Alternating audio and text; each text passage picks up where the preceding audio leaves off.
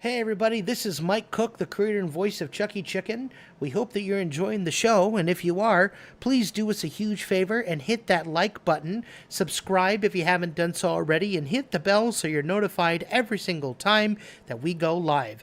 Also, hey folks, if you want to continue to show your love and support for Chucky Chicken cartoons and get exclusive access to behind-the-scenes stuff, special discounts on merch, access to exclusive polls, and much more, consider becoming a Tough Cluck Studio member. Hit that join membership button on YouTube for more on the road to 10,000 subscribers here on YouTube. And as you can see, we have this many. If you haven't done so already, please hit that subscribe button and help us reach 10K today.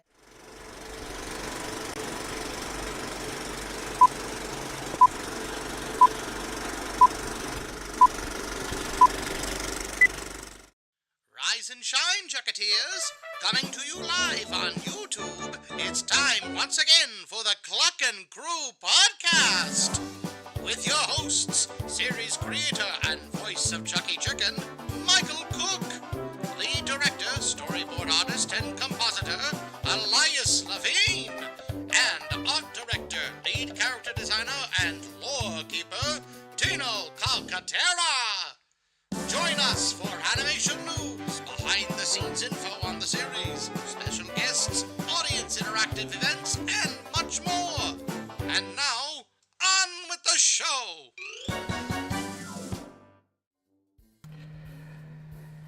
Hello, everybody, and welcome. Welcome once again to the Cluckin Crew podcast, the official Chucky Chicken Cartoons podcast. I am your host, the series creator and the voice of Chucky himself, Michael Cook. Here with me, I'm Elias. I'm a lemur. So, as you can probably see, We're making a live-action Chucky Chicken movie. Yeah. So, we're just following trends, and, this is in right now, so we're obviously, people want to see live-action remakes of animated cartoons, so here we are. A little close to the microphone. Oh, am I? Oh, I did move it in front of me, so. All right, sorry about that. Is this better? Oh, I A little bit. I might kinda turn loud. it. Yeah, you're going into the red. I am going to the red. All right, there we go. All right, we're good now. Hell yeah, Garfield. Yeah, thank you, Garfield. So, Yeah. but yes, anyway, we do have a really interesting show for you today. And honestly, we're just going to get right into the topic for today. But first, before we go in, I do want to say, of course, thank you to all of the amazing people who are coming in and watching us. You guys are absolutely amazing. Thank you, thank you, thank you. We'll say hi to some of the folks here. We obviously have the Gonzalez sisters, both Kimberly and Julia are here. Thank you for tuning in. We love you too. We got Liam the Spitter Boy says hello. Alam Aguilar, DreamWorks Moon, Apricot Studios, all of you guys are here. The Cough. Ooh, excuse me. That was a burp. The cough. The Coffee Cat Dad, aka now known as The Cough, is here. Adam McLeland is here. Good to see you.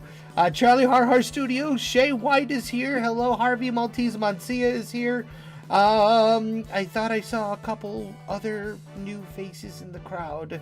Graham Gator is here. Welcome back, Graham. Good to have you. Haven't seen you in a bit. We have Zunsu 2021. Welcome. I don't think we've seen you on the show before, but yeah, welcome. So yeah, thank you all for tuning in. How are you guys feeling? How was your weekend? How was your week? Been pretty good. Awesome. Just surviving. There you go. Yeah.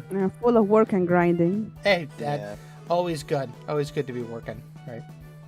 So I know it's kind of weird. Last week we had our epic D&D game. If you haven't seen it, please go check it out. We had a ton of fun. LMAO, I gotta work on my Darkwing Duck tone now. I am the Cough. Yes, absolutely. So if you have not seen our epic D&D game, of us just monkeying around. Yeah. Oh, look at this thing. Yarrow Go ate. check that out. Yeah, As far as I can tell, you guys seem to really like it, and Yeah. we'll have some interesting news about that near the end of the show. yes, we will. So, in the meantime, if you are having fun so far, please make sure to slam that like button. Let us know that you are enjoying this reboot of the Cluckin Crew. Yeah, official live-action reboot. We're never going back to 2D. 2D is dead. Featuring obviously. Garfield, you know. Featuring... No, my name is Farfield. Fargield, excuse the- me. Yes. Yes, I am a very legally distinct character. There's a cigarette behind my butt that you don't see, so that he's holding in his other Yeah. hand. So, but anyway. But yeah, today we're going to talk about live action remakes and why they are destroying animation. And so this kind of, The bane of humanity. well, it's funny because as we all know, Snow White came out last week or a couple weeks ago at this point. And we had, we were talking about it, and, we've been obviously complaining very, very much about these live action remakes for a very, very long time. And I was thinking about it the other day, not too long ago. I was on Facebook, which itself is a toxic waste dump, but I was on a Disney group, and this group was essentially praising the Snow White film. Like it was obviously a pixie duster, like one of those hardcore, ride or die Disney fans, which I did not know that they were called that. yeah, absolutely 100%. So they hardcore believe that the magic is always real. We can't destroy the magic. I'm just like, guys, read a book. Okay, go touch some grass. Go to Universal every once in a while, okay? And so they were basically talking about the movie and saying, oh, it's, Rachel Zegler did such an amazing job as Snow White, and Gal Gadot was just absolutely praiseworthy, and da-da-da. The dwarves were so cute, and I was just like, no, what are you doing? Like, if you're a true Disney fan, like, you should be against these live action remakes, right? And I've held this for many, many, many years, right? But recently, I've been thinking about it, and it's like, live action remakes, this is not a new thing. This has been going... Not... Yeah. So, I wanted to talk about a couple live action remakes. They're not all going to be Disney, because Disney's not the only one who's done them. The majority of them are going to be, but I wanted to give them a fair shake. I wanted to give a couple of these the discussion that I think that they deserve. And I think you guys are going to be incredibly surprised by some of my selections that I wanted to talk about today. So without any further ado, if it is all right, if it pleases the crew here. No. Oh, okay. Well, then, never mind. Please hit that like. All and right, end of the episode. Bye, everybody. Wait. Are we serious? Are we ending this? No, we're not ending this. Stop. Go back. We're not done. Nice So try. yeah, what movie? What are we starting with? We are actually going to start off with one of the oldest of the live-action remakes, and I think you guys are going to be really surprised with this one. I have to find it here, so hold on. Give me a second. Here we are. Michigan? We're going to start with Popeye. I don't think I ever saw that one. Yeah, so what I'm going to do is I'm just going to give some basic information about the film in question, like why, like who made it, what's so important about it, blah, blah, blah, the whole thing. So Popeye, it was released in 1980. It was directed by Robert Altman, and it was created by Paramount Pictures and the Walt Disney Studios, Walt Disney Productions. It's very significant because it was the very first film that starred Robin Williams in the lead role. So, and of course it featured more greats in Hollywood, like the late great Shelley Duvall as Olive Oyl, Paul Dooley as Jay Wimpy. Popeye kind of face. Yeah. Ray Walston, who was Poop Deck Pappy. So basically the story goes of the movie, looking for the father who deserted him as a baby, a sailor named Popeye journeys to the port town of Sweet Haven. Popeye befriends an assortment of eccentrics and falls in love with Olive Oyl, who already has a suitor, the bully Bluto. Popeye also discovers an abandoned baby, Sweet Pea, whom he raises as his own, but when the spurned Bluto caps Olive and the child, Popeye takes action with the help of his magic spinach. It's not even magic spinach. This is whatever. It's just normal spinach. Just normal spinach. Just spinach. Right. But it's just because spinach is so good for you. Yeah. So I love spinach. I don't know. yeah. So what was Right. it was written by Jules Pfeiffer, who recently passed away, and it was made for $20 million. They actually built the entire set of Sweet Haven, like an actual town on the island of Malta. And the movie actually made money. It made $60 million on a $20 million budget. So it did really good. And again, yeah. So what I enjoy about it, it had a great score by Harry Nilsson. It had some really great catchy songs. It was an interpretation of not just Popeye, but as like the cartoon of Popeye, but it also was the Thimble Theater comics, that was written by Elsie Segar back at the turn of last century going into this century. And what was super cool about it was they didn't, Popeye was still around at the time. Like, they were still making Popeye cartoons. As a matter of fact, the animated Popeye appears at the beginning of the movie. It's actually a cute little thing where it's like, shiver me timbers, is this one of Bluto's tricks? I'm in the wrong movie. It's really cool. So, I enjoyed this movie. I think it's, as a live action remake goes, I think this one was actually pretty good. It's one of the oldest ones that I can remember. What are your guys' thoughts?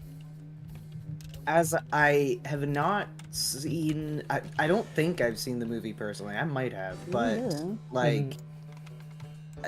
from everything that I'm hearing, and what I find really interesting is as you were describing the plot, it brought to mind the Popeye movie that was canceled. Yes. Oh yeah, I was thinking about that. Yeah. Yeah. Well, So I mean, I think it's and more to the fact that it seems as though the people who made it actually cared. oh, about 100%. Popeye as an IP and a character. 100%. So I mean, I guess I gotta watch this movie. It's actually a really fun time. I really enjoyed it. The music is really fun. It's really, really good. And what's even cool is the set, you can go visit it today. You can go to Malta and visit the Popeye Sweet Haven. It's a tourist attraction. They never got rid of it. They never Is got rid of it. Do people live there? No, it's a tourist attraction. So, Oh, okay. yeah. So So they upkeep it at least. they do. They Like keep it up very, very well. So, and they have Popeye and Olive and the residents of Sweden. It's like a Popeye theme park almost. It's really, really cool. So, yeah. So, I'm gonna give this one an 8 out of 10. I feel like it could have. The problem is Popeye is a character. He really only has one story, and that is, rescue Olive Oyl from Bluto and find my dad. You know what I mean? So it's the same story all the time. But I do love. I mean, we have to give it a high rating because it's Robin Williams, right? I mean, come on. He was a legend, and this was his first movie. Yeah. And Shelley Duvall. I mean, it just is really great. So, and if you're watching this in the chat, let us know what you thought of the Popeye live action movie, if you had seen it, as well as any of the other cartoons or any of the other films that we're going to talk about today. So, so here's another one that kind of slipped my radar for a long time. and I wanted to talk about. I bet you didn't even know this was a thing. Boom, boom, boom, boom, boom. Oh boom, yeah, I've boom. seen Georgia Jungle. Oh no, It's- no, I love those. I love George of the Jungle. George of the Jungle. Both. Yes, it George was. of the Jungle was a cartoon before that. It was. So this was actually based off of the 1967 animated series by Jay Ward and Bill Scott, the same people who brought Rocky and Bullwinkle to life. Okay. So it wasn't. I actually watched a couple of episodes of George of the Jungle just to see, and I adore it. I think this is a really fun live action remake. Again, it's very true to the source material. So to give you a little bit of background on the movie, it was directed by Sam Wiseman. It stars Brandon Fraser as the titular George, Leslie Mann as Ursula Stanhope, Thomas Hayden Church as Lyle Vandergroot, the bad guy, the voice of John Cleese as Ape. Holland Taylor as Beatrice Stanhope, Ursula's mom, Keith Scott as the narrator. So keep Keith Scott in mind for another one on this list that we'll talk about later. A little backstory on the film. George has raised himself since he was a baby, and a plane crash stranded him in an African jungle. Now an adult, George has his first human contact in years when he rescues explorer Ursula Stanhope from a lion. George and Ursula connect, and she leaves her fiancé Lyle and takes George back to San Francisco. But when George learns that his gorilla buddy Ape has been captured, he and Ursula return on a rescue mission. It came out on July 16th of 1997. On my birthday? Dang. Your birthday's July 16th? Yes, I'm sure I've told you this. No, you've time. never told me that. I never knew that. I Michael, he has definitely told you have. like I can count 3 times that he has told you when his birthday is. I plead the fifth. Anyway, moving on. It was Anyway, Yeah, so it I came have out. to say, Go ahead. this one was one of those movies that my mom loathed because I would just watch it on repeat. So we know Tito's rating. Yes. So you loved it apparently as a kid. Yeah. I've seen it. I did enjoy it as a kid. There are moments that stuck out to me. There's this troop of guides that bring the bad guy through the jungle, and it's just bad guy fun and poop, classic comedy. Yeah. Now we throw our heads back and laugh. Ready? Yeah. It's I very definitely have seen the movie a couple times as a kid, but the only thing I really remember is the toucan because I really liked him, little Tukey. Yeah, And I like John Cleese Ape as well. I love when he picked it out like a phone. It's just like Yeah. so laughing every time. So yeah, the film did really well, believe it or not. It was made for like 50 million and it made like 170 million. So I'd be surprised if it did badly. The movie's just epic. yeah, and again, another Disney one. So technically, it's another live This action. is one of the original Disney remakes. Yeah. Yes, it is.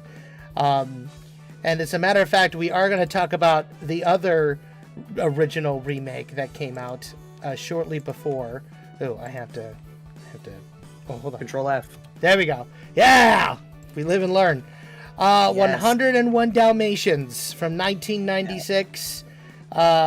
Director was Stephen Herrick. Obviously, the dastardly Cruella de Vil chances upon a litter of cute Dalmatian puppies and decides that their skins will make her the perfect new coat. After she sends 2 hapless heavies to steal the dogs, it's up to parents Pongo and Purdy to stage a daring rescue. Joining them for the adventure are the human quote-unquote pets and host of guest animals, including a cheeky raccoon and a helpful horse. It stars Glenn Close, of course, as Cruella de Vil, Jeff Daniels as Roger Dearly, Anita was played by Jolie Richards. Joan Plowright was Nanny. Horace and Jasper were played by Mark Williams and Hugh Laurie. Obviously, this was a one-for-one remake of the classic, 1960s animated version of I would say The movie. thank you, the Dalmatian, the one with the puppies that almost died. Yeah. I would say that One Dalmatians has so many live action movies. Like I remember, like at least 3 or 4. Yeah. Well, All of them out anyway. If we're talking about just this one, like secluded by itself, I remember this one, like the tone of it being really good. Like it really, and I remember I liked the costumes as well. I don't know, I would have to rewatch it again because it has been a while. Yeah. But I remember really enjoying this movie. I think she did a fantastic job as Cruella. But yeah, I thought this one was it was pretty good. But if they came out with this again as a live action remake, here's the I mean, thing. they did. Here's the other thing is that like they put effort into their old remakes, which is why they're good. Yeah. They Right. don't just create empty scripts full of nothing burger conversations that are just meant to, reaffirm nobody the was expecting it back audience's expectations of the movie. Like, well, before we move on, I do want to give a few more statistics here. The budget for this film was $67 million. It made $320.7 million. It did really, really, really well. So, I mean, what also helped them, the thing that I remember the most is that McDonald's had that promotion that had 101 Dalmatian toys. yeah. So, I do remember that. But, speaking of lifeless and, remakes that we don't want to necessarily talk about, let's talk about Beauty and the Beast from 2017, shall we? I did see this one. Okay. I remember this one quite well. All right. It came out on March 17th of 2017. It was directed by Bill Condon. An arrogant prince is cursed to live as a terrifying beast until he finds true love. We all know the story. If you saw the one from 1991, you basically saw this one as well. It stars Emma Watson as Belle, Dan Stevens, Luke Evans, Kevin Kline, Josh Gad, Ewan McGregor, Stanley Tucci, Audra McDonald, Gugu, I'm not even going to try and pronounce that one, Ian McKellen, Gugu Mbatha Raw, and Emma Thompson. The budget for this film was somewhere between $160 to $255 million. It brought in $1.266 billion with a B billion dollars. Why did this movie do so well? I have no idea because I had to watch the trailer. I just saw that dress and I said like, nah. I think there are good things in the movie. I don't think it's a great movie, but I think that there are good things in it. Like, I like that we get to see more of the development of Belle and Beast's relationship. Give me a quick second, guys. I apologize. Hold on. No. 1 second. Hold on. I don't know if they'll be able to hear us. They might be able to hear us. Maybe. Yeah, they can hear us. Yeah, go okay. So, I really like, the development that we actually see between Belle and the Beast. Yeah, I think that those parts are nice. I like they that weren't we necessary get... in the old one, I would say. They weren't necessary, but like part of the reason why those things weren't in the original movie is just because like budgetary things, like animation. You have to plan out so much more. Right. And then I also like, we learn a bit more about like the whole Belle's mom situation, I'm pretty sure. Right? It was like a plague or something. Kind of, yeah. I like that. I don't know. I liked the relationship development that happened in the movie, and I mean, otherwise, it's like it's okay. Yeah. Emma Watson, I think she was a really good casting choice for Belle, aside from the fact that she needed more vocal training. All right. Well, again, well, here's the thing, right? This was when I really started to get kind of angry about these live action remakes coming out. If you want my honest opinion, when they brought this film to DVD for the first time, they did the most epic thing that they could have possibly done. I don't know if any of you remember or not, but it was the mid-2000s, early to mid-2000s when they brought it onto DVD. And they were talking about putting it out, digitally remastered, the whole thing. And somebody somewhere had basically pitched the idea of taking one of the songs that had been cut from the movie, Human Again, animating it and putting it back into the movie. And that's exactly what they did. And it was the perfect time, right? Because Jerry Orbach and Angela Lansbury and all David Ogden Stiers, all those guys, they were still alive, they were still well. As a matter of fact, Jerry Orbach passed away the following year, so they picked like the perfect time to do it. And they animated the scene and they seamlessly put it into the movie, right? I'm pretty sure that was also available on VHS as well. I don't know. Because that would have been the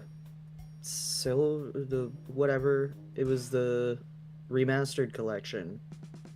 Maybe I'm not 100% sure, but all I know is they did the same thing later with The Lion King when they put that movie out on DVD. They took a song that had been cut from the film, The Morning Report, sung by Zazu, and they animated it again, looking seamlessly like the original. It was perfect.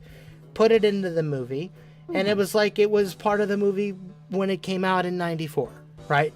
That's how you go back and you redo a re-release or anything like that, right? The only reason why they did this was, and believe it or not, the same DVD that we're talking about, of Beauty and the Beast, they did this huge behind-the-scenes making of it, right? And they were talking about how Michael Eisner was like, I want, the thing that I'm excited to do in the next 10, 15 years is, we did The Little Mermaid, we did Beauty and the Beast, and then it went from the animated version to live action on the stage. What I'd like to see happen next is to take live action Beauty and the Beast and turn that into a film and maybe expand upon it. And that is exactly what they did long after he was gone, which to me, he set the seeds in motion for it. Beauty and the Beast was one of those films to me that I think was just perfect the way it was in animation. A lot of the characters, like the enchanted objects, their souls were sucked out with the new designs. I wasn't a big fan of it. It's just the curse of hyper-realism, trying to attain that hyper-realism. Right. Like, it loses a lot of its whimsy, and that was, like, the number one problem with the first live-action Lion King, because they had no expressions. Right. It was, like... they were just lying. Staring blankly into the camera. Which brings me very neatly into our next film that we're going to talk about. I promise you we're going to talk about other good ones here. So, The Lion King, yes, it did come out in Yes, the live action floor. Yes. Yeah. Oh, live action. Yes, this is live action. Again, Quote. right. Another film, it was directed by... so the original one was... Oh, this is the original. This is not the one I'm looking for. Hold on. The IMDb gave me the Wikipedia for for the original, but not the remake. Here we go. So it was directed by Jon Favreau, based off of the 1994 mega hit. Again, budget between $250 and $260 million, made $1.65 billion at the box office. Again, If you've seen The Lion King from 94, you've seen The Lion King from 2019. I walked out of the theater in this one. I did. I stayed for Can't Wait to Be King, and when I saw what a botched job they did with it, I walked out. Right? I got my money back. I have didn't to see say- this one, and the main reason being is because I had seen some clips, and I'm like, wow, this looks terrible. Yeah. Like, sure, the animals look hyper realistic, but that does nothing to add to their characterization or make them feel any more alive. No, it doesn't. It's horrible. And again, when you Snarky J Cosplay did a video talking about Snow White and how it bombed. And one thing that she said that I thought was so beautiful was like, when you go to a Disney movie, you need that Disney magic, right? People go to Disney movies because they want to be transported to other worlds. They want to see beautiful animation. They want to hear the great music. They want to fall in love with the characters.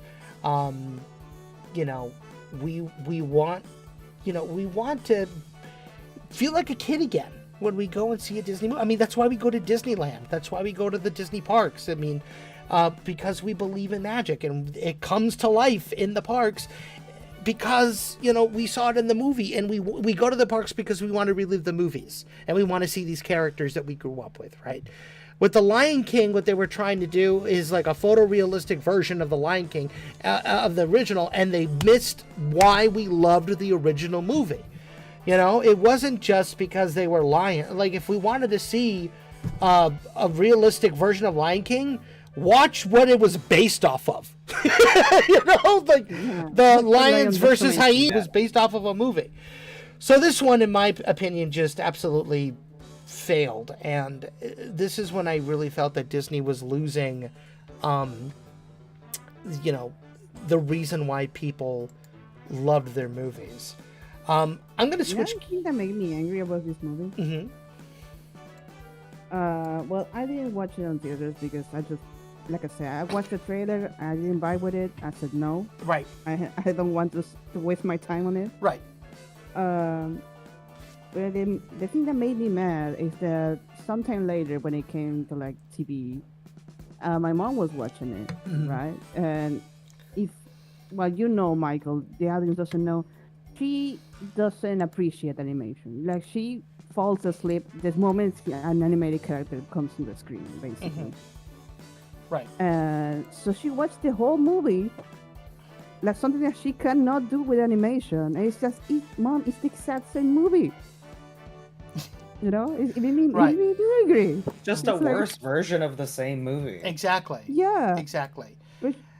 And because it wasn't animated in 2D, she was like, "Oh, its movie is actually really good." It's like, no, it's not, Mother. The movie isn't good. It's just a good story. Like, that's kind of what all of these live-action movies are coasting off of, because it doesn't matter how terrible the movie actually is. They're based on good stories, and the fact that they're good stories still is part of the reason why they're still they're having success with live action, right? Because it's just like they don't have to think about anything. They just create this soulless interpretation. The Nostalgia Critic said it perfectly with the Aladdin review that he did of the 2019 version.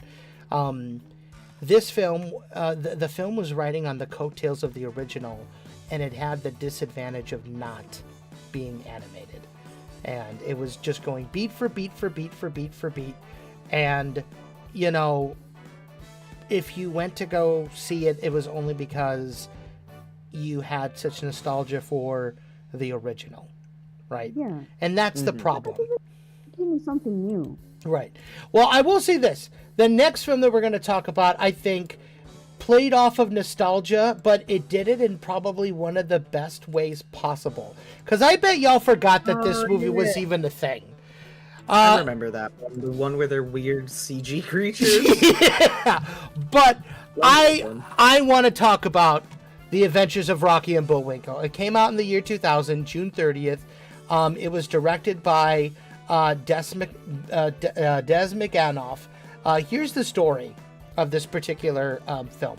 Rocky the Flying Squirrel and his erudite friend Bullwinkle J. Moose are now living in the now desolate Frostbite Falls, barely surviving on diminished residual checks from reruns of their own old television show.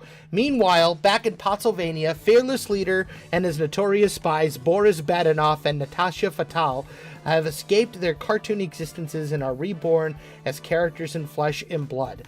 It actually stars Robert De Niro as the cartoon fearless leader, as well as the real-life fearless leader.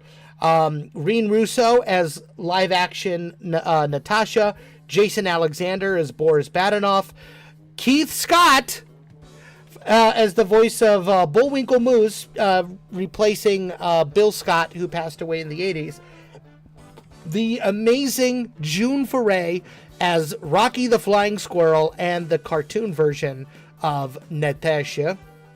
And Piper Perabo as the cop that's helping them, Karen Sympathy. So Yeah. I want to talk about this movie because this was done. This is a true Rocky and Bullwinkle movie. The beginning is all 2D animated. It looks even better than the original show looked. They had more budget. The writing, it is a long Rocky and Bullwinkle cartoon, and I love it. It is so good. Rene Russo, thank you. I adore Rocky and Bullwinkle. I thought June Foray did just an amazing job reprising her role as Rocky. Keith Scott is the new Bullwinkle. Thank God he is able to study Bill Scott and just, he gets his mannerisms quite on the nose, And Yeah. I adore, they could have gone, and not even that, but they didn't do the hyper-realistic thing that a lot of people did with characters, which, again, I do have another movie that we're going to talk about that did that, and it ended up being a series of movies. Just a little, spoiler there. But they took them and they shell-shaded them, and I love it. I think they did such an amazing job. The writing was there. I agree. The comedy was there. The acting. This one is, as far as remakes go, this one easily a 10 out of 10. Yeah. Honestly, I don't even think this could be considered a remake. I think this It is really isn't. No, it's like an just adaptation. Its own thing. Yeah. It's like a live action celebration of Rocky and Bullwinkle. And I adore this. I think this is just so good.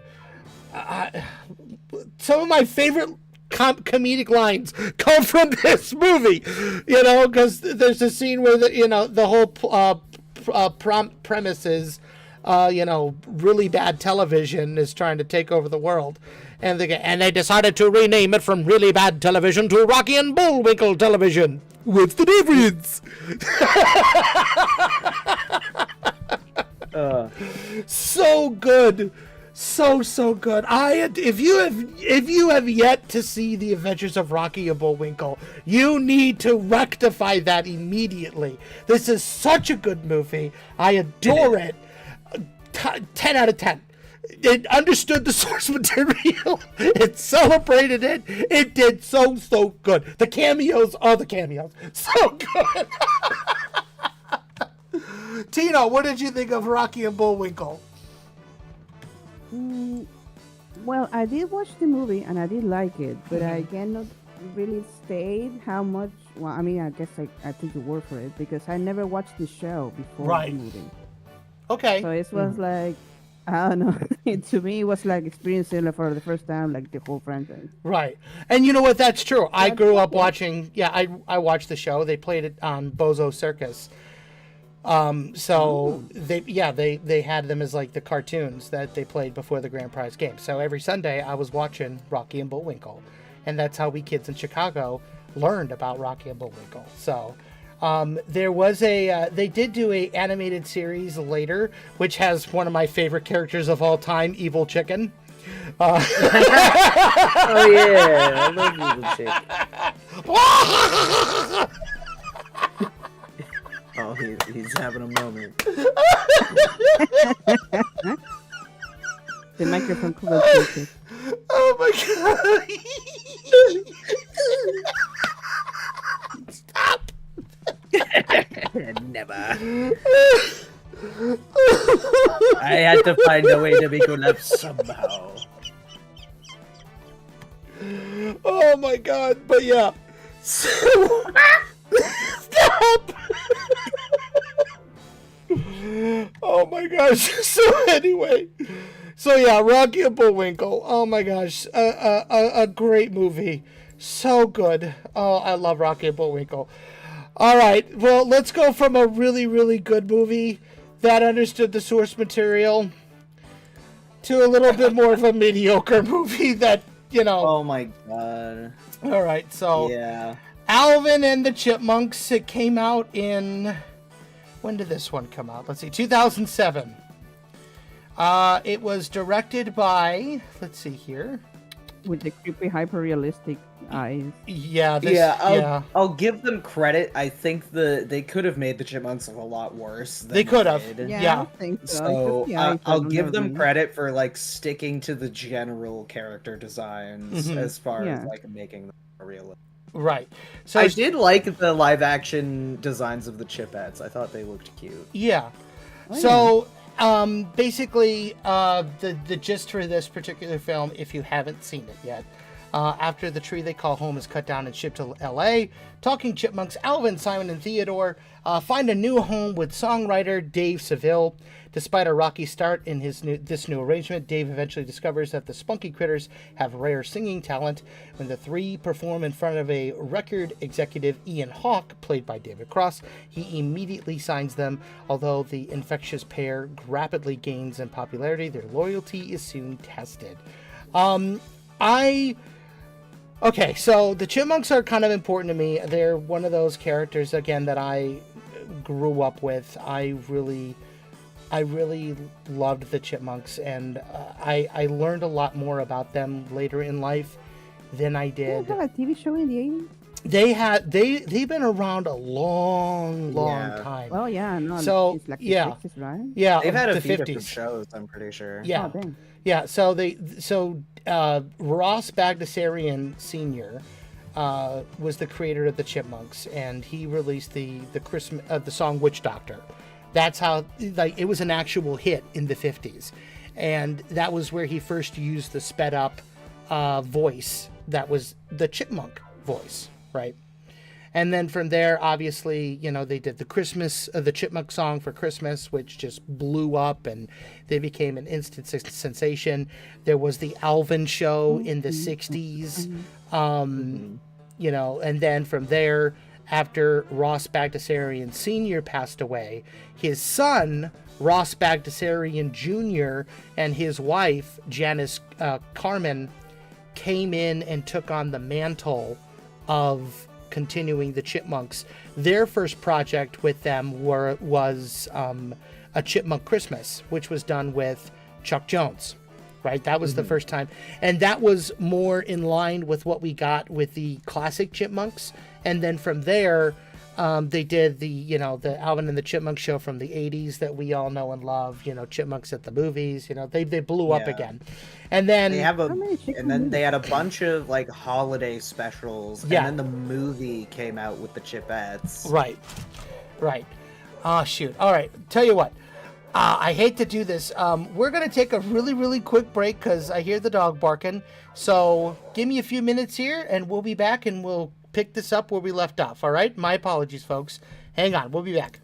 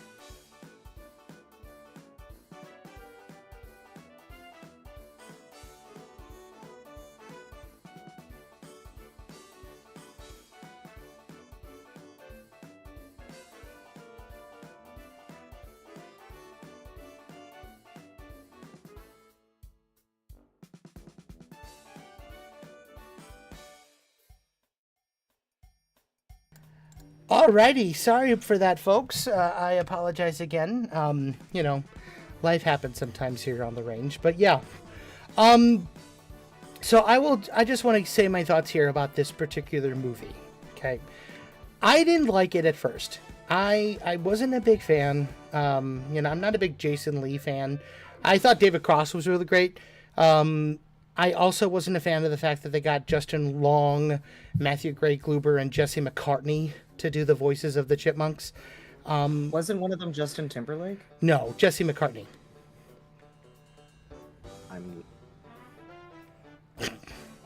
No, none of the, no. Justin Timberlake was a different character. He was Boo Boo in Yogi Bear. Mm. Yeah. Did I lose you there, Elias?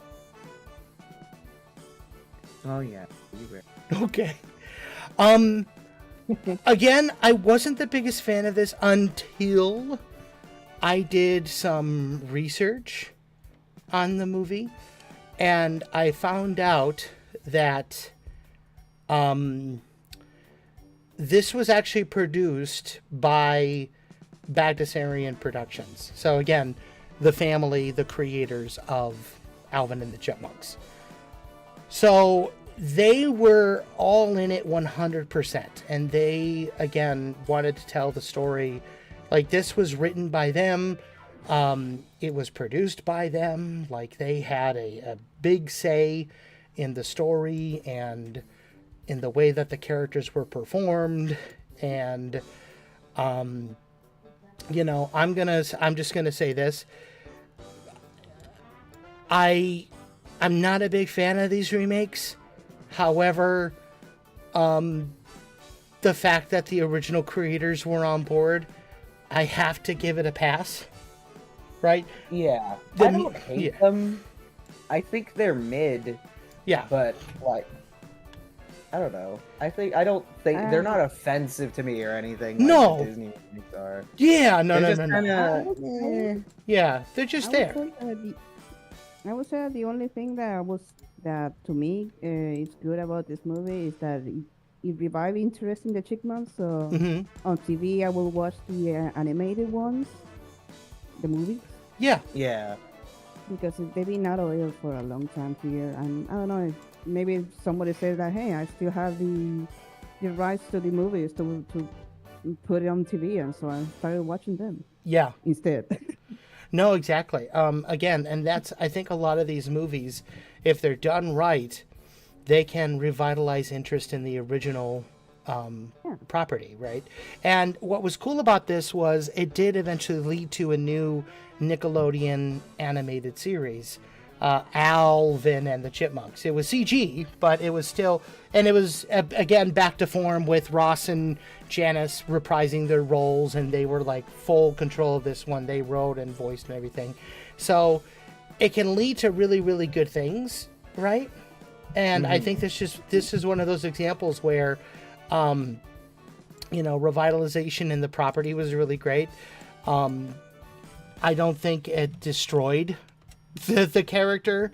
If anything, it brought them back, really.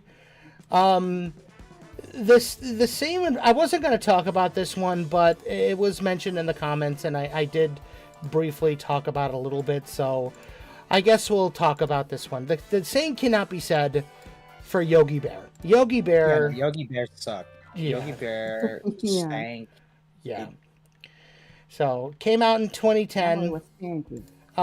Basically, it starred Tom Cavanaugh as Ranger Smith, and the voices of Dan Aykroyd as Yogi and Justin Timberlake as Boo Boo. The story is Yogi and his sidekick Boo Boo are Jellystone Park's most notorious troublemakers, hatching countless schemes to separate park visitors from their victuals. Standing in the way of picnic perfection is their long-suffering nemesis, Ranger Smith. But when Mayor Brown announces his plans to sell Jellystone Park to loggers, Yogi, Boo Boo, and Ranger Smith must join forces to save their beloved campground from closing forever. I was not a fan of this one at all. I thought they did Yogi dirty. It blew chunks. Yeah, it was not good. And again, I can understand the concept, right? Yogi Bear and Boo Boo, they interact with characters that could, if you go to Jellystone's park, you would believe that you're going to see Yogi Bear trying to steal your picnic basket, right? What does realistic Yogi Bear look like? I will say this, again, they kept true to the design of the character, right? They kept true to the way that Yogi would look, the way that Yogi would act. They did kind of the creepy thing with the eyes again, making them hyper realistic. I don't think Dan Aykroyd was a good choice to play Yogi. I think they could have found somebody way better to do Yogi Bear. Justin Timberlake had no business being Boo Boo. I'm sorry. That was just a thing where, and again, folks, let me just give you a little bit of history on how we got, massive celebrity talent instead of actually hiring voice actors. That was because of Robin Williams. After he was cast as the genie in Aladdin, ironically enough, around the same time that he did Ferngully, everyone felt that the massive success of Aladdin was because of Robin Williams. So I forgot. He actually stipulated that he didn't want it to be that way. Say that again? It's so sad because Robin Williams stipulated specifically that he didn't want to be advertised in the movie. Yeah. He said, I didn't want to sell toys. That was the one thing that he said he didn't want to do. He didn't want his voice to be used to sell stuff, and Jeffrey Katzenberg went against his wishes. Jeffrey Katzenberg, for all the good that he did... Too bad. You're a little muffled there, Tina. What'd you say? And he said, too bad. Yeah, exactly. No, that was Mickey. No, don't say Mickey. I'm talking Jeffrey Katzenberg. They're not the same. They are not the same. Don't you do my mouth bad like that. I know it would make you mad. Yeah, jeez, I'm already here as a hyper realistic chicken. I'm not having a good day. Anyway, but no, so basically because of the success of Robin Williams and Aladdin, that was that. And then, of course, what really put a giant punch on it again, Jeffrey Katzenberg with his all-celebrity cast in Shrek, right? That was the one that clinched it and was like, why are we hiring voice actors when we could be bringing on celebrities to play these characters, right? It's easier for them. They don't have to get into makeup. They just got to go behind a mic, say some stuff, and then boom, we're done, right? And that kind of led us down this path of having animated films being so ridiculously expensive and so on and so forth. But for this film, again, Dan Aykroyd, Justin Timberlake, bad casting choices. I feel like that if they got, sound-alikes of the characters, this probably would have done. Don Messick obviously was not there, and Dawes Butler had passed away in the 80s. They both were gone, right? Dawes and Don were the original Yogi and Boo Boo from Hanna-Barbera. But they had sound-alikes. They had people that could do the voices. Again, they were doing Yogi Bear cartoons during that time, I believe. I think they were doing stuff. Hanna-Barbera characters kind of had a resurgence in the late 80s, early 90s, but then they kind of petered off after Don Messick passed away. So, because he was a big Hanna-Barbera voice. Like, he was the original Ranger Smith. He was Boo Boo. He was Scooby-Doo. He did a lot of those characters, but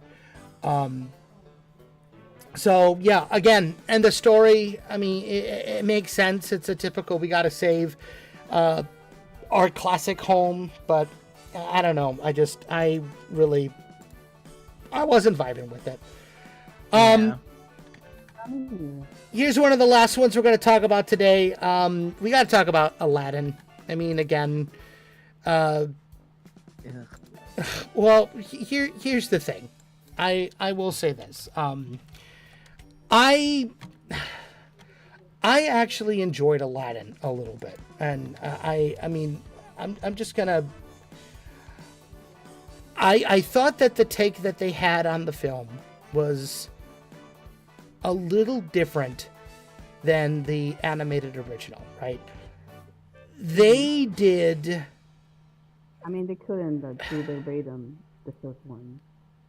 This time, I was saying it was too sensitive. Wait, what was that? I said with Aladdin, it's the one movie that they cannot do verbatim what they did in the 90s. Yeah. It'll be a bit sensitive. I'll just leave it at that. It will be a bit sensitive today. Right, you're not wrong. So Yeah. I will say this, okay? The fact that they got a primarily Middle Eastern cast to do these characters, the fact that they were able to, I don't want to say improve on the original because they obviously didn't. There were a lot of mistakes made. I mean, you just have to look at Jafar to see one of the massive mistakes.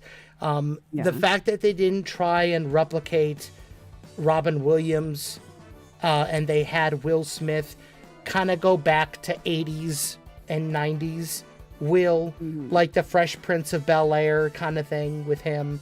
It was like a combination of Hitch, Fresh Prince, and Aladdin. I kind of dug it.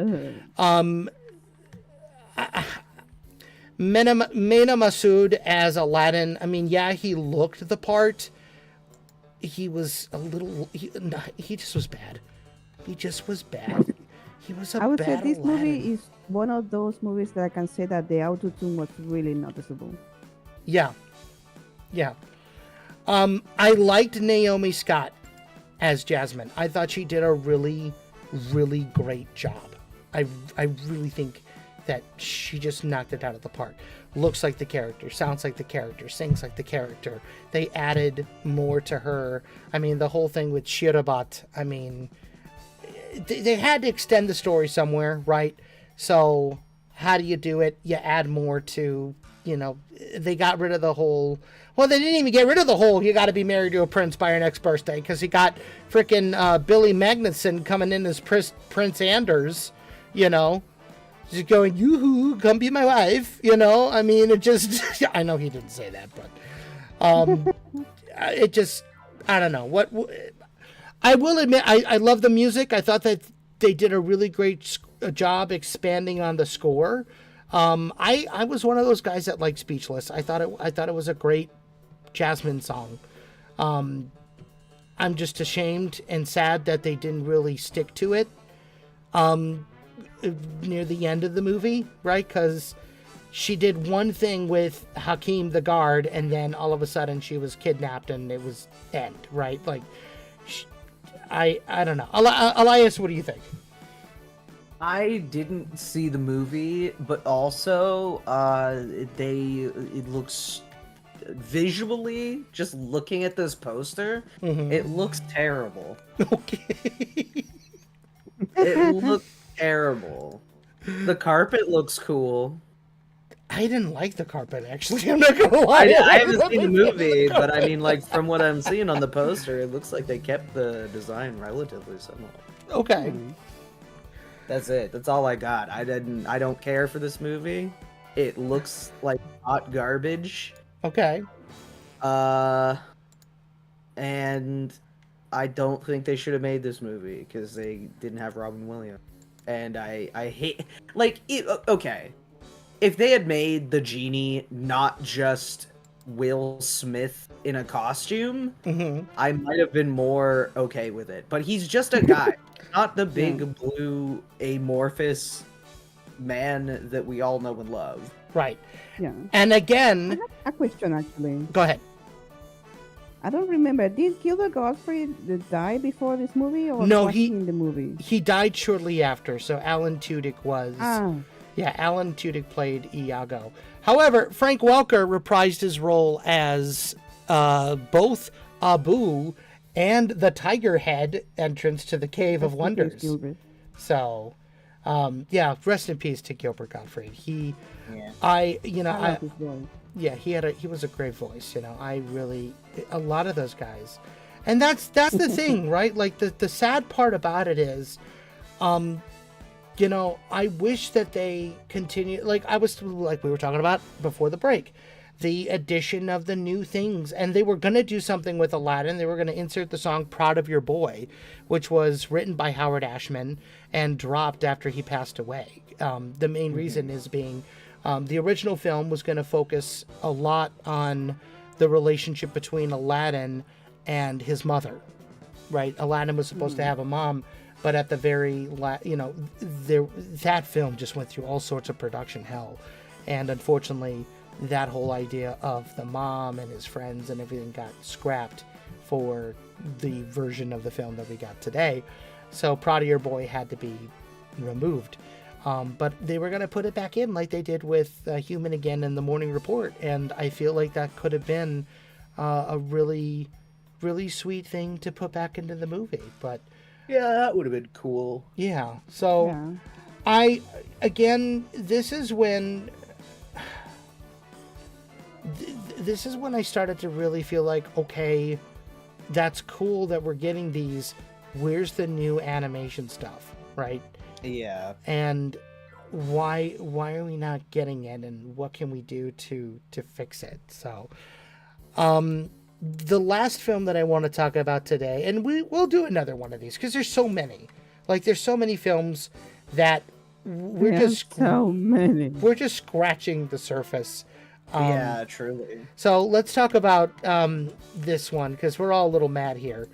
We're going to talk about the Tim Burton Alice in Wonderland.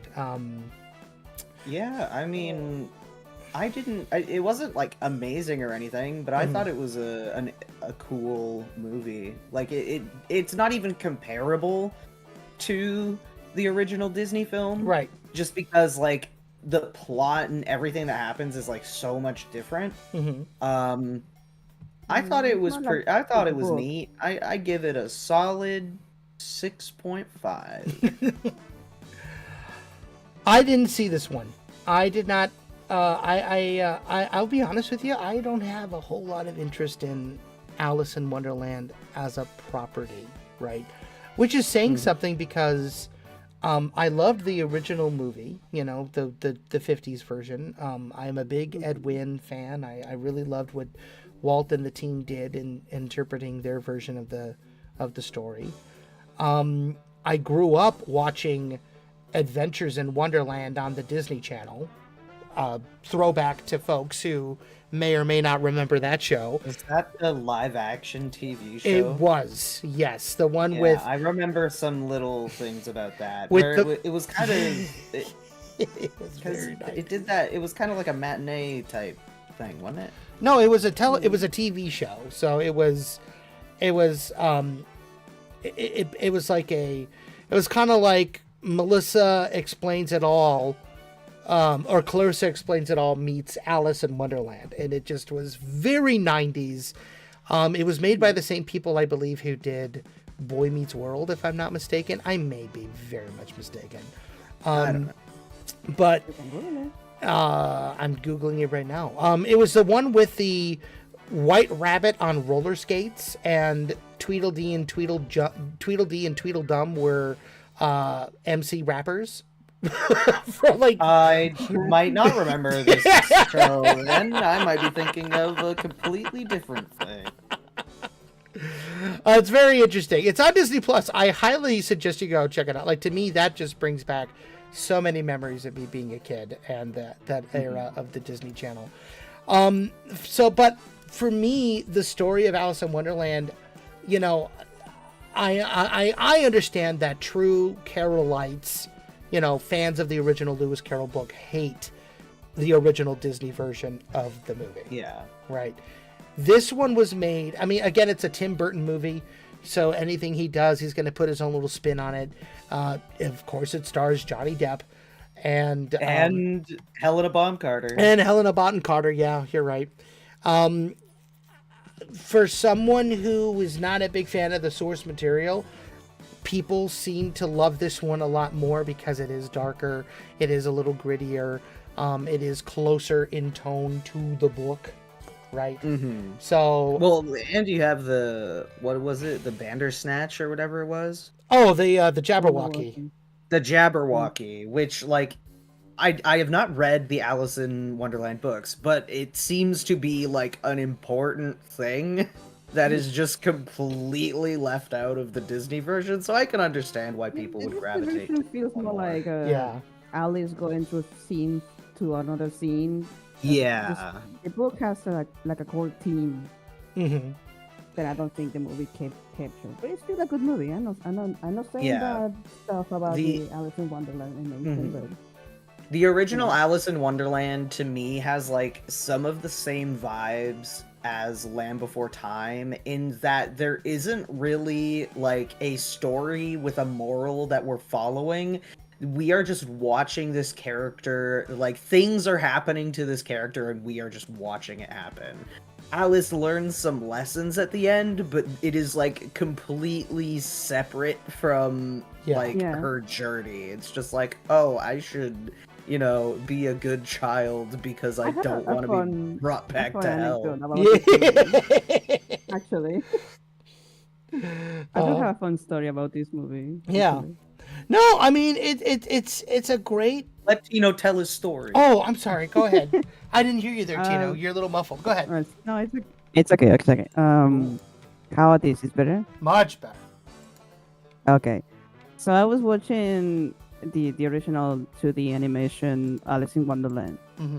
with my cousin, and one of the things is, I don't know if you remember, there's a point when Alice is like very lost and she's sad, and so this little creature comes around and just like swipes away her little like footsteps. Yeah, the And- little broom thing. Yeah, little broom thing, and I just burst out laughing, and my cousin was like, "What is wrong with you?" And I just think it was so funny. It Yeah, was very funny. Like this, Yeah. Alice, It was the funny. original Disney's Alice in Wonderland, it really set the precedent that this entire world is out against Alice and Yeah. is trying Yeah. to kill mean, her. I mean, It is the yeah. point of the book. It's very mean-spirited, I would say. I think for me, and to be honest with you, Walt hated Alice in Wonderland. He did not like his version of the film. He felt when they were done, they were like, oh, there's not enough heart, because like you said, everyone is trying to kill the poor girl. She cannot catch a break. And I do remember that scene in The Told You Would where they're all just crying their eyes out and disappearing into Yeah. the Yeah. darkness. I'm just like, she's killing them. Yeah, like Alice in Wonderland is like a Don Bluth movie if it didn't have like a satisfying, oh, everyone's okay at the end. Yeah. That's actually a perfect way to describe I it. also love when the croquet with the flamingos. It was really Yeah. funny. Right. Yeah, I that love that scene scene. is one of the best. Oh my do God. love that sequence. It was- Especially when it she was- gets yeah. angry and just like yanks the flamingos. Like, I would like, do the same. Yeah, I would say the best part of the original Alice in Wonderland is the musical numbers, mainly because it's just a nice reprieve from this slog of a plot. Did you know that Alice in Wonderland still holds the record for the most songs in a Disney movie? Wow, Really? really? Yep, it has the most songs, which How many? I don't believe remember how many. 11, if I'm not mistaken. Wow. Yeah, in Wonderland song count. Yeah, no, you know what? That tracks because they Yeah. might not all be like 13. 100%. 13. 13 Dang. songs, yeah. Just a few of the notable ones are In a World on My Own, the Unbirthday song, A-E-I-O-U, which is the song for the caterpillar. Damn, but that's not my favorite. Yep. 'Twas Bree League, which is the one for the Cheshire Cat. Lose Something, another one for the Cheshire Cat, the Mad Tea Party. Painting the Roses Red, Yeah. the March of the Yeah. Cards. March of the Cards. Yep. Good. The one with the the Walrus and the Carpenter. That's another one. Yeah. The Golden Afternoon. Golden Afternoon might be my favorite. So many songs from that Yeah. movie. So which like again, another masterclass of Disney animation. And quite honestly, my favorite ride at Disneyland. It's the only park that has an Alice in Wonderland like dark ride where you get in a caterpillar and you go through Wonderland, and it's super cool. It's very kinetic because then there's a scene where you pop out and you're on this railing high above Fantasyland and you're watching all the people and you're right by the Matterhorn. It's super cool. I can't wait to experience it when I go there this July. But other than that, I mean, this again, how do I say this without getting crucified? I'm not a big Tim Burton fan. So Well, you're just not a big creepy spooky fan. So I mean, I love The Nightmare Before Christmas.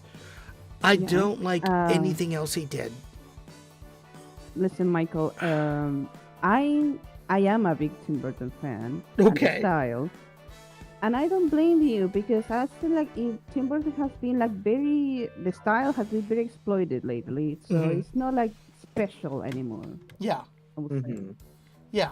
And Some of its I would charm is say that it was that like very unique style Yeah. in a yeah, very unique movie. Oh, 100%.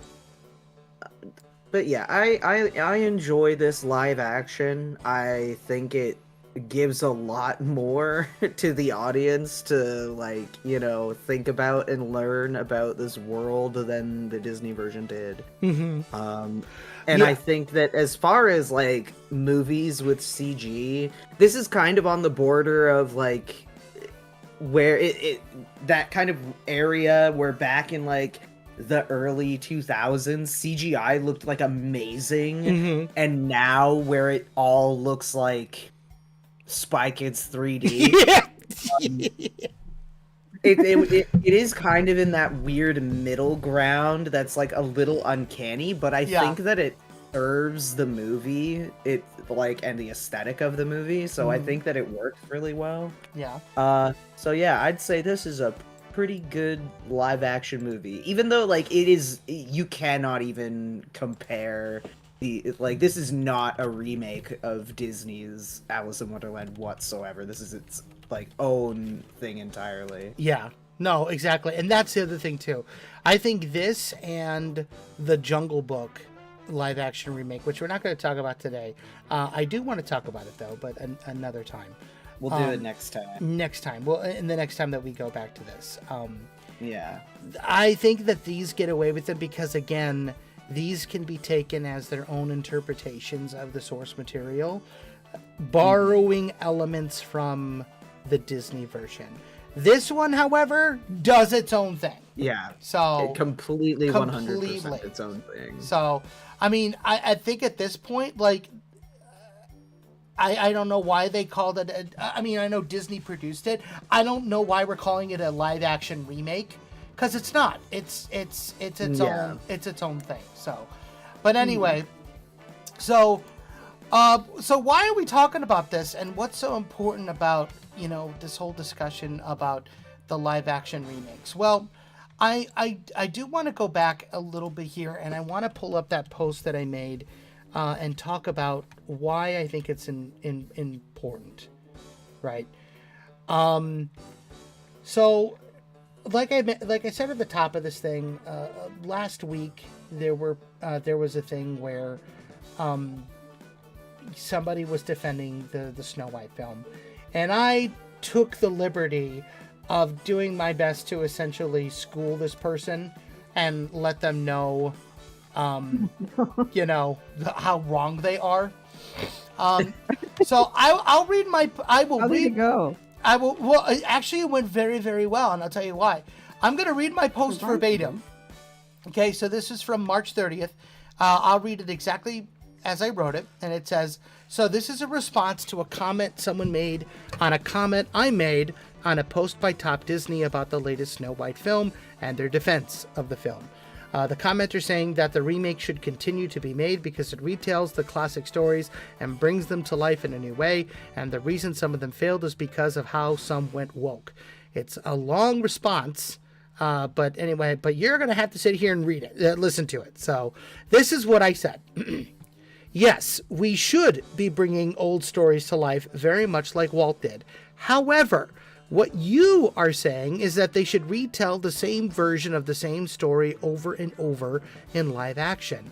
I'm not okay with that for a number of reasons. Number one, why not put energy, funding, and resources to going back to what Walt Disney Animation did so well for nearly 100 years, taking ancient folklore and fairy tales and using the incredibly versatile art form of animation to bring them to life.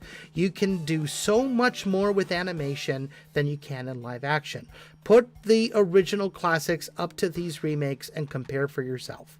Number two, to us animators, seeing these films being remade are a slap in the face to us. It's essentially saying, hey, thanks for creating these amazing movies, but we think we can do it better in live action now that technology allows us to. You're no longer needed. In the case of Snow White, many, if not all, of the original creatives are long gone.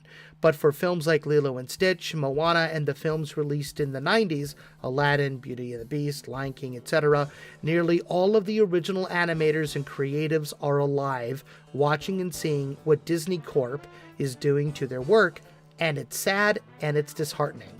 Number three, it should never just be about money. When Walt was making films back in the day, it was to push the boundaries of what animation could do during that time period. Look at the leaps and bounds that was made between Steamboat Willie in 1928 and the original Snow White. And that was just 9 years of innovation and invention. Money will only come when the film has a story that people want to listen to and characters that they can put themselves into. We've already seen these stories. I want to see what they can do with something new. Number four, the attitudes of the cast and crew making these remakes towards not only the original films, but animation as a whole is disgusting. Setting aside Rachel Zegler and the whole fustercluck that was Snow White, it seems that every time an Oscar for Best Animated Anything is presented, it's always the same line. Quote, "Animation is something that kids love and parents tolerate." Unquote.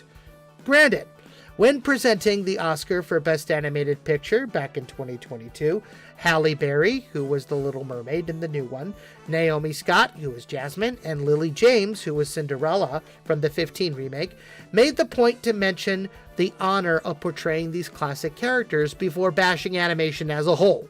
But a bash is still a bash. Anyway, animation has always been treated like the red-headed stepchild in the film industry, and these remakes continue to validate that behavior. Number five, these remakes have no charm and no heart. You can watch the animated original and see the love, heart, and soul that was poured into every stinking frame. These remakes only get the success and the money they do because of the success of the originals. Granted, some films take the original in new and interesting ways. Maleficent took a different perspective, focusing on the quote-unquote plight of the main character. Aladdin added more to Princess Jasmine's character, which was interesting. The Jungle Book from 16 took more from the Rudyard Kipling story and mixed it with the music from the 1967 classic. However, that doesn't give him a pass. Number six, these are just as bad, if not worse, than the Disney direct-to-video movies we got back in the day. I'll give those the benefit of trying to do something new and original with the characters and locales. Did it always work? Of course not. However, it wasn't a blatant retelling of the original movie, except for Lady and the Tramp 2. At least the D2V... I liked Lady and the Tramp. I liked that. I thought it was cute. And the animation was, like, good. Right. At least with those sequels, it kept the story going, in some cases reintroducing us to the classic versions of these beloved characters, and brought us something really special. Jungle Book 2, Cinderella 3, heck, Return to Neverland got a theatrical release, as did all these movies did. They have shown they can do it. But instead of relying on creativity with the world and characters, they've opted to bring in celebrities and regurgitate the same film line for line, shot for shot, and it's just frustrating, annoying, and disgusting. Finally, number 7, see how clever I was? The argument about The Little Mermaid failing because of the new portrayal of the lead character is not the main problem. I'll be honest, I hated Scuttle and Sebastian in the new film. They took the charm, the classic comedy duo of Buddy Hackett and Samuel E. Wright, and replaced it with modern-day references, Aquafina, and a bad rap number. Seriously? When I go to see a Disney movie, I expect to be taken out of today and brought to a new world or a classic world, and have the characters and stories allow me to re-believe in magic and fairy dust for an hour or so. I don't want to be reminded of what's going on outside of the theater. It's the same thing at the parks. I hate the fact that they use more modern music for the parades and shows. Takes me out of the moment completely. You wouldn't want Cinderella, Mickey Mouse, or any of the characters to break character in the parks. Why would you allow that on the screen? So there you go. That's just a few reasons why I feel like we need to go back to classic animation, to the classic animation days. Kids today need animation. They need something to believe in. I'm sick and tired of parents not letting their kids play make-believe or allowing them to believe in fairies, dragons, princesses, pirates, or anything fun. I want to be taken on an adventure in these films. I want memorable songs that will stand the test of times, like the ones written by the Sherman Brothers and Alan Menken and Howard Ashman. I want the expressive animation of Eric Goldberg, the heartwarming and gentle apprentices of Mark Henn and Glenn Keane, the amazing villains of Andreas Deja, Mark Davis, and countless other artists. I want fun. I want laughter, and I want heart back in animation. I feel not only do our kids deserve it, but we deserve it too. And that was what I wrote. So the whole premise of why we did this today is because I am so sick and tired of what has happened to animation. And I'm just going to tell you right now, okay? We ain't going nowhere. We Toons are sticking together. And we are not going live action. As a matter of fact, I've turned us back. We're back, baby. We deserve high quality animation. We deserve to have make-believe again. So, what are your guys' thoughts? I agree. So my proposition is that we take all of the live-action Disney remakes and we remake those in 2D. I am with you, 100%. Get the original model sheets and just do it again, right? Hire the original people. Absolutely. Now, there is hope. After... I didn't even bring the concept of alternative universes to I do want to say this. A week after I wrote... Actually, not a week. Well, hold on. Let me look. A week and a half after I wrote this post. No, I'm sorry. A week ago, tomorrow, on April 3rd, Variety announced that the live-action remake of Tangled has been held indefinitely. It's been shelved. Yes! Yeah, we win. My girl is still free. Yeah. So my favorite princess has been spared. Yes, so it looks like that Wonderful. they are not doing the live action remake of Tangled. Now, we're not out of the woods yet. Okay, we still got Lilo and Stitch. We still got Moana. They're also talking about... my queen. I think I heard about, like, maybe a Hercules, which, like, Yeah, I mean, that, of all the things, at least that's, like, mostly about people, so... You better get James Wood. You best What? get James Woods as Hades.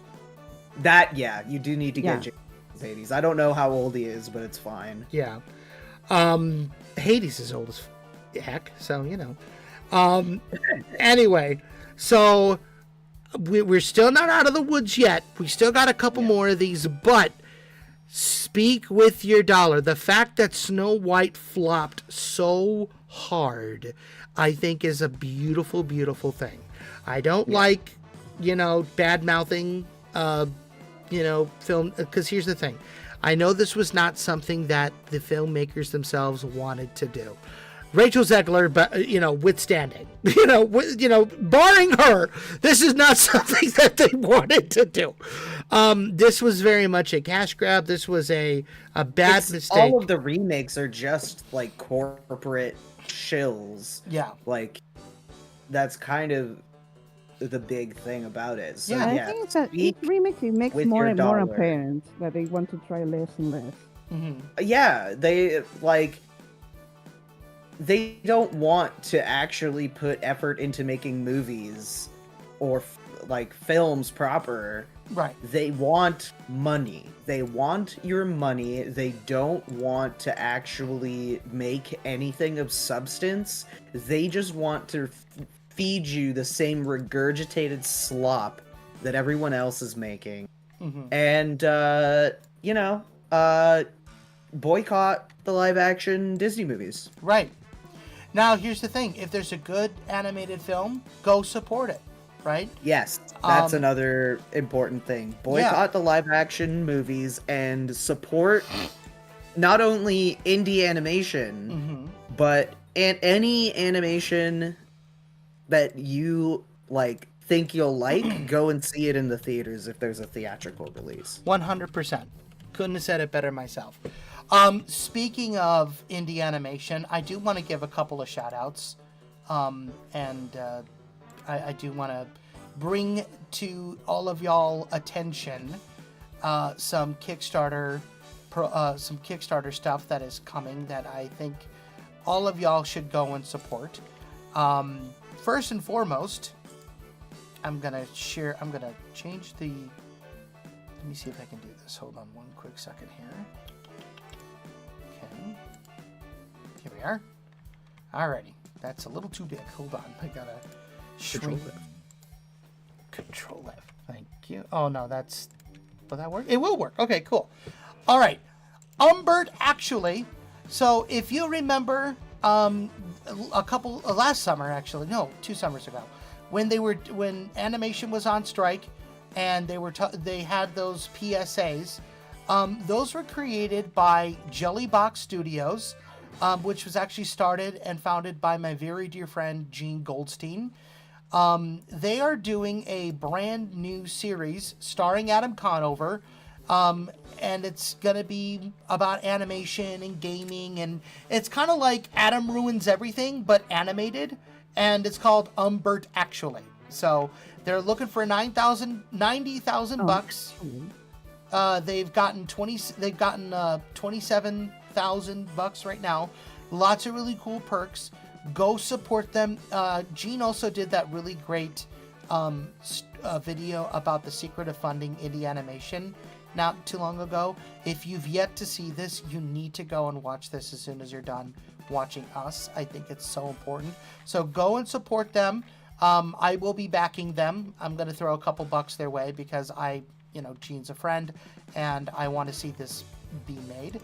The other Kickstarter campaign that I did want to talk about really quickly that did go live yesterday, I believe. Farfetched went live. They met their goal in an hour. Wow. Their thing is already fully funded, or 8 hours, excuse me. They met their goal, but they still got plenty of cool stuff. If you're a big fan of these guys, go support them. Help them reach some of their stretch goals. We do have friends on the Farfetch team, so go and support them and show them some love.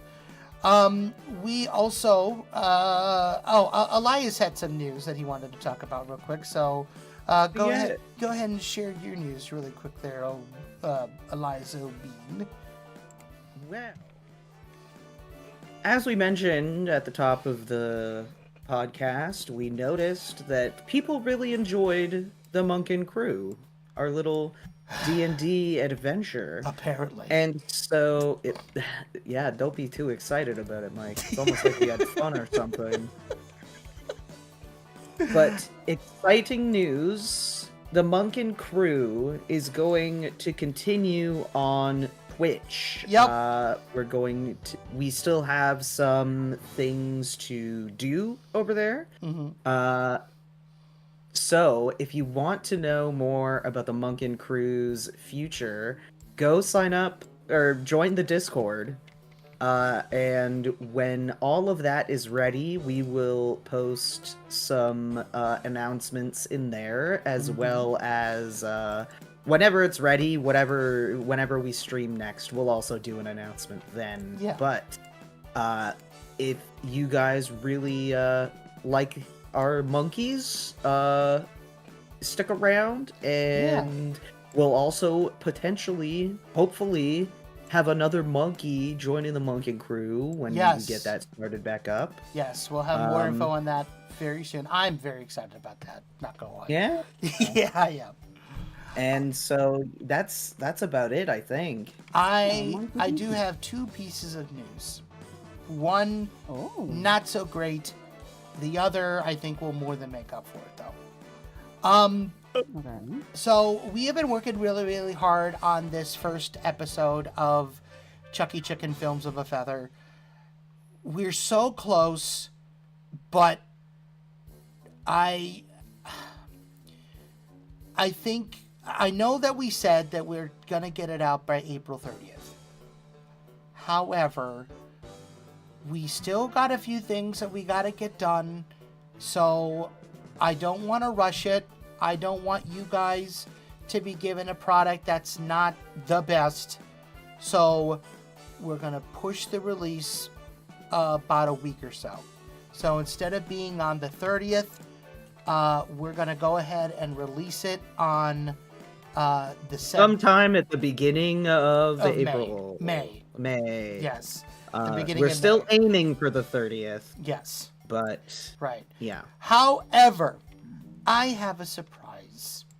Elias and I have been working on this behind the scenes, and I've been looking at the store and thinking, what are some things that people really, really want, and people really seem to like things that they're able to hug and bring with them and like play with and so on and so forth. So I have a surprise. Elias, are you ready? Are you ready to see this? Yeah. I think you've seen it already, but is it the same one as before? Yeah, we didn't get the new ones yet. Oh, okay. So still waiting on them. But ladies and gentlemen, I am proud and happy to reveal the Chucky Chicken plush toy. Great angle. Great angle. There he is. He said, This is the best angle that I think we could find. So, yes. Not the one where he's standing up. Well, all right, hold on. Fine. He's not even really... This isn't technically Isn't it the amazing? final version of the plushie, but No. it is very close. Yes, this is the final... Yeah, this is not the Oh. final. Thank you. Yeah, he will be 12 inches Gosh, tall. he got legs for miles. Yes. So... It's because his arms are too short. That's why they look super long. Yeah.